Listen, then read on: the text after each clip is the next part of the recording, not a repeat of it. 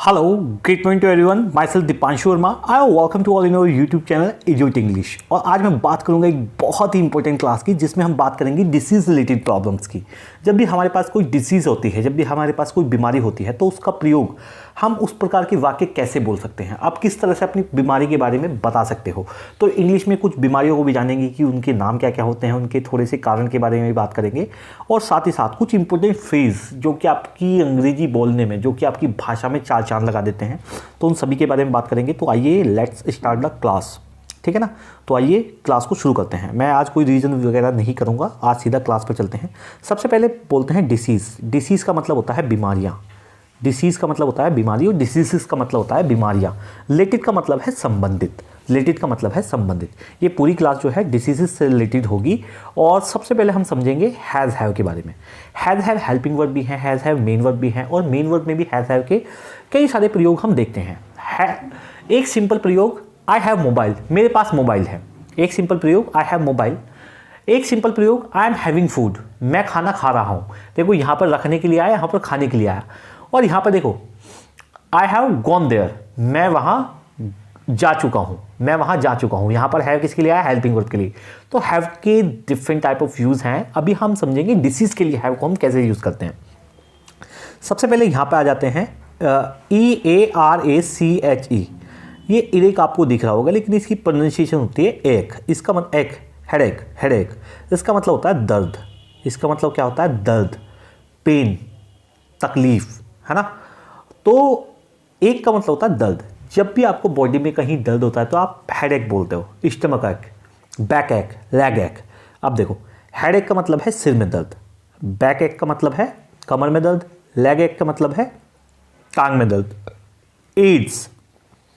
Ads एक यौन संक्रमित बीमारी है और शायद इसके बारे में आपको थोड़ा बहुत ज़रूर पता होना चाहिए. एक्वायर्ड इम्यून डेफिशिएंसी सिंड्रोम, मैं भी पक्का नहीं पता, मैं इसकी फुल फॉर्म सही बोल रहा हूँ नहीं, बाकी इससे ही रिलेटेड है. ये एक यौन संक्रमित बीमारी है और ब्लड के संक्रमण से या फिर कई प्रकार से हैं. आप थोड़ा इसके बारे में देख लीजिएगा क्या है. मिसल्स. मिसल्स एक तरह से खसरा, खसरा. इसमें क्या होता है, खसरा इसे हिंदी में बोलते हैं और भी इसके 3-4 नाम हैं, अभी मेरे याद नहीं आ रहे. शायद चेचक भी है. इसमें बहुत तेज़ बुखार आता है, सांस लेने में प्रॉब्लम होती है. इस प्रकार से मिसल्स है. मम्स, ये भी एक प्रकार के सांस लेने में प्रॉब्लम आती है आपको. ठीक है ना, ये भी उस प्रकार की बीमारी है. हेपेटाइटिस. हेपेटाइटिस बी के आपको पता है इंजेक्शन भी लगते हैं और ये बहुत ही ज़्यादा जलन इसमें होती है ना. एक जलन से संबंधित बीमारी है hepatitis.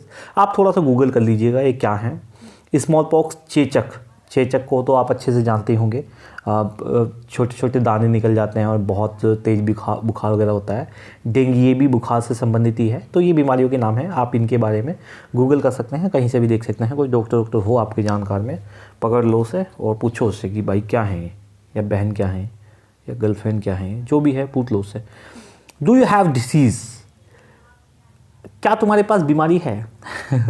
Do you have disease ऐसे तो कोई नहीं पूछेगा. बाकी जब भी आपके पास कोई बीमारी होती है तो आप हैव का प्रयोग करते हैं. जैसे कि आई हैव डिसीज़, मेरे पास बीमारी है. अब यहाँ पे बीमारी नहीं बोलनी आई हैव डिसीज़, यहाँ पर बीमारी का नाम बोलना है. जैसे कि आई हैव, देखो यहाँ पर आई हैव हेडेक, मुझे सिर दर्द हुआ है.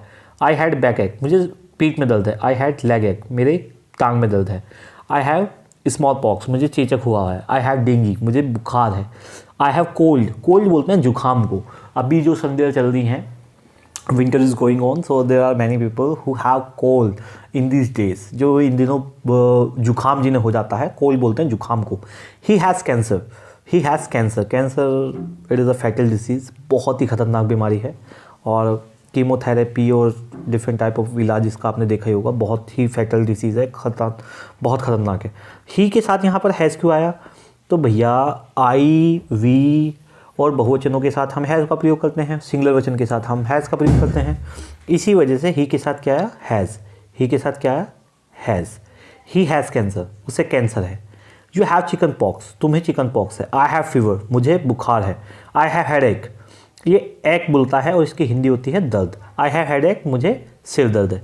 आई हैव रनी नोज़, मेरी नाक बह रही है. जब भी एक कोल्ड की अवस्था ऐसी आती है, जुकाम की अवस्था ऐसी आती है जिसमें आपकी नाक बहने लग जाती है, बहने से मतलब है बहुत ज़्यादा पानी पानी सा आता है और बहुत मतलब इजीली आपकी नाक चल रही होती है, ठीक है ना, तो उसे ही बोलते हैं रनी नोज़। आप समझ गए होंगे मैं क्या कहना चाह रहा हूँ। तो ये होते हैं डिसीज़ से रिलेटेड कुछ बहुत ही इंपॉर्टेंट चीज़ें थी। अब आप इसे देखकर अपना जो है एक बार फिर से इसे समझ लेते हैं।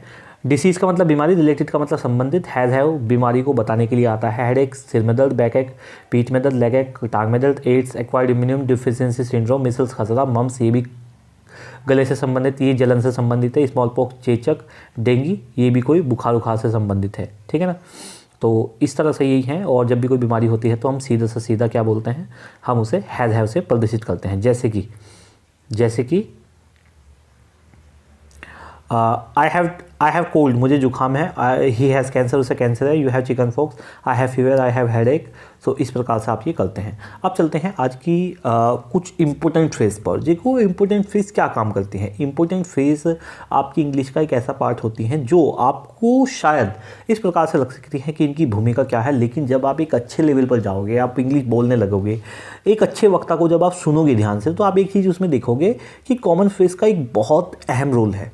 क्योंकि कॉमन फ्रेज जो है ना, जब भी आप बात करते हो और उसके बीच बीच में कोई ईडियम फ्रेज, कोई कॉमन फ्रेज, कोई रेडीमेड फ्रेज आप बोल देते हो, तो आपकी जो भाषा है वो बहुत ही ज़्यादा अट्रैक्टिव लगती है। ऐसा लगता है कि आप एक वाकई में ही लैंग्वेज को अच्छी पकड़ आपकी उस पर है। तो यहाँ पर हम देखते हैं, where there is will there is a way. आपने अक्सर सुना होगा, जहाँ चाहा वहाँ रहा, जहाँ चाहा वहाँ रहा, जहाँ चाहा वहाँ। विल इच्छा को भी कहते हैं, विल हेल्पिंग वर्ब भी है। और विल का मतलब होता है इच्छा। वो कहते हैं ना विल पावर, दृढ़ इच्छा। देयर इज़ अ वे का मतलब वैसे रास्ता होता है। तो where there is will there is a way. आप देखो यहाँ पर आप और डिफरेंट क्या बना सकते हो, where there is you there is problem. जहाँ तुम वहाँ परेशानी। मान लीजिए आपकी कोई दोस्त ऐसी है जहाँ पर भी वो आती है वहाँ पर प्रॉब्लम अपने आप आ जाती है, तो आप उसे कह सकते हैं where there is you there is problem. जहाँ भी तुम हो वहाँ परेशानी अपने आप ही है। और इसे आप क्या कह सकते हैं, where there is government officer there is corruption. ऐसा बिल्कुल भी सत्य नहीं है, ये सिर्फ मैं समझाने के लिए बता रहा हूँ। कभी आप ये कह रहे हो, बहुत अच्छे अच्छे ऑफिसर्स भी हैं, बहुत अच्छे अच्छे गवर्नमेंट एम्प्लॉय भी हैं। सो ऐसा बिल्कुल नहीं है, मैं सिर्फ समझाने के लिए आपको बता रहा हूँ। Where there is a private sector there is शोषण। शोषण के लिए क्या वर्ड आता है, एक्चुअली में मेरे याद नहीं आ रहा है। There is a where there is a private sector there is a शोषण। शोषण के लिए अभी यार एक वर्ड है, मेरे को अभी याद नहीं आ रहा, कोई बात नहीं, अभी आप देख लेना, ठीक है ना। Where there is you there is problem. जहाँ भी तुम वहाँ परेशानी। Where there is educated human there is manners.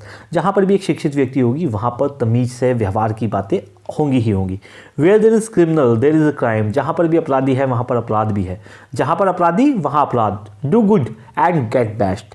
अच्छा करो और सबसे अच्छे प्राप्त करो। जब आप अच्छा करोगे तो आप सबसे अच्छा प्राप्त करोगे। Do bad and gate sin.